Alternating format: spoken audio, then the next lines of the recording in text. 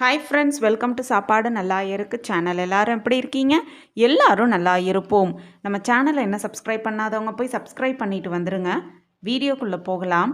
இன்றைக்கி இந்த வீடியோவில் உருளைக்கிழங்கு இருக்கா சூப்பராக ஒரு ஹெல்த்தியான பிரேக்ஃபாஸ்ட் ரெசிபி செஞ்சு அசத்துங்க. வாங்க வீடியோக்குள்ளே போகலாம்.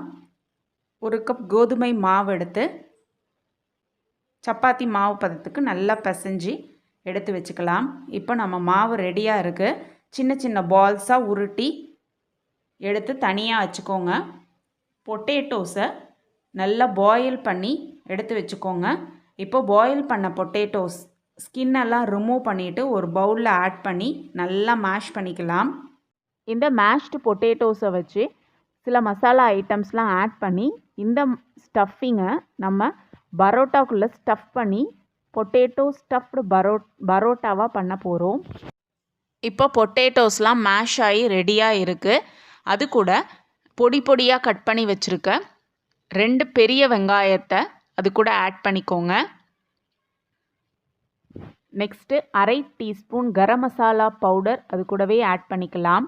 நெக்ஸ்ட்டு பொடி பொடியாக கட் பண்ண புதினா இலைகளையும் அது கூட ஆட் பண்ணிக்கோங்க. இந்த ஃப்ளேவர் பரோட்டாவுக்கு சூப்பராக இருக்கும். ஸ்டஃபிங் உள்ளே வச்சு பண்ணும் போது ரொம்பவே அருமையாக இருக்கும். இந்த ரெசிபிக்கு தேவையான உப்பையும் ஆட் பண்ணிக்கலாம். நெக்ஸ்ட்டு உங்கள் காரத்துக்கு தகுந்த மாதிரி 1 teaspoon red chilli powder add பண்ணி எல்லா மசாலாவும் ஒன்றோட ஒன்று நல்லா கலக்கிற மாதிரி நல்லா மிக்ஸ் பண்ணிக்கோங்க. இந்த ஸ்டஃபிங்கை நம்ம பரோட்டாக்குள்ளே வச்சு ஸ்டஃப் பண்ணி எப்படி சூப்பரான ஒரு ஹெல்த்தியான பரோட்டா செய்யலாம்னு பார்க்கலாம். இப்போது நம்ம ஸ்டஃபிங் ரெடியாக இருக்குது. இதை ஒரு பவுலில் எடுத்து தனியாக வச்சுக்கலாம். நெக்ஸ்ட்டு நம்ம ஏற்கனவே சின்ன சின்னதாக பால்ஸ் பண்ணி வச்சுருக்கோம். அந்த மாவை எடுத்து நல்லா சப்பாத்திகளாக திரட்டி எடுத்துக்கலாம். திரட்டி எடுத்துட்டு நம்ம ரெடி பண்ணி வச்சுருக்க மசாலாவை இது உள்ளே வச்சு திரும்பவும் மூடி நல்லா ஒரு சாஃப்டாக வச்சு பரோட்டா மாதிரி கொஞ்சம் திக்காகவே செஞ்சு சூடான தோசைக்கல்ல 2 பக்கமும் ப்ரௌன் ஆகிற மாதிரி நல்லா குக் பண்ணி எடுத்தோன்னா நம்மளோட பொட்டேட்டோ ஸ்டஃப்டு பரோட்டா சூப்பராக ரெடி ஆகிடும். இதற்கு நீங்கள் சைட் டிஷ் கூட செய்யவே தேவையில்லை, அப்படியே சாப்பிடலாம். ரொம்பவே அருமையான ஒரு சுவையில் இருக்கும். பரோட்டா சாப்பிட்றதுக்கு ஹோட்டலுக்கு தான் போகணுங்கிற அவசியமே இல்லை. வீட்டிலையே ஸ்டஃப்டு பரோட்டா செஞ்சு சாப்பிட்டு பாருங்கள். வீட்டில் இருக்கிறவங்க எல்லாருமே விரும்பி சாப்பிடுவாங்க. ரொம்பவே ஹெல்த்தியானதும் கூட வீட்டிலையே செய்கிறதுனால. இப்போ நம்ம ஸ்டஃப் பண்ண எல்லா பரோட்டாவும் ரெடியாக இருக்குது. இதை சூடான தோசைக்கல்லில் ப்ளேஸ் பண்ணி ஆயில் விட்டு 2 பக்கமும் ஆயில் விட்டு 2 பக்கமும் நல்லா ப்ரௌன் ஆகிற மாதிரி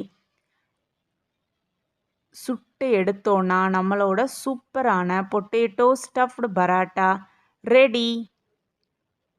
இந்த ரெசிப்பியை நீங்களும் உங்கள் வீட்டில் செஞ்சு பார்த்துட்டு எப்படி இருந்ததுன்னு கமெண்ட் செக்ஷனில் போஸ்ட் பண்ணுங்கள். இந்த ரெசிபிக்கு சைட் டிஷ் கூட தேவையில்லை, நம்ம ஸ்டஃபிங் உள்ளேயே வச்சுருக்கிறதுனால அப்படியே கூட சாப்பிடலாம். உங்களுக்கு வேணும்னா நீங்கள் ஆனியன் ரைத்தா செஞ்சு சாப்பிட்டு பாருங்கள். 2ஓட காம்பினேஷன் ரொம்பவே அட்டகாசமாக இருக்கும். நீங்களும் செஞ்சு ட்ரை பண்ணி பாருங்கள். இந்த ரெசிபி உங்களுக்கு பிடிச்சிருந்ததுன்னா லைக் பண்ணுங்கள், ஷேர் பண்ணுங்கள், சப்ஸ்கிரைப் பண்ணுங்கள். அப்படியே பக்கத்தில் இருக்க பெல் ஐக்கானையும் கிளிக் பண்ணிக்கோங்க. அப்போ தான் சாப்பாடு நல்லா இருக்கு சேனல் போடுற எல்லா வீடியோஸும் உங்களுக்கு நோட்டிஃபிகேஷன் வரும்.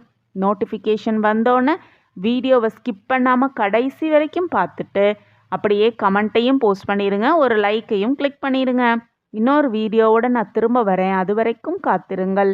பாய் பாய். இந்த ரெசிப்பியை தவறாமல் செஞ்சு பாருங்கள். எப்படி இருந்ததுன்னு கமெண்ட் செக்ஷனில் போஸ்ட் பண்ணுங்கள். பாய் பாய்.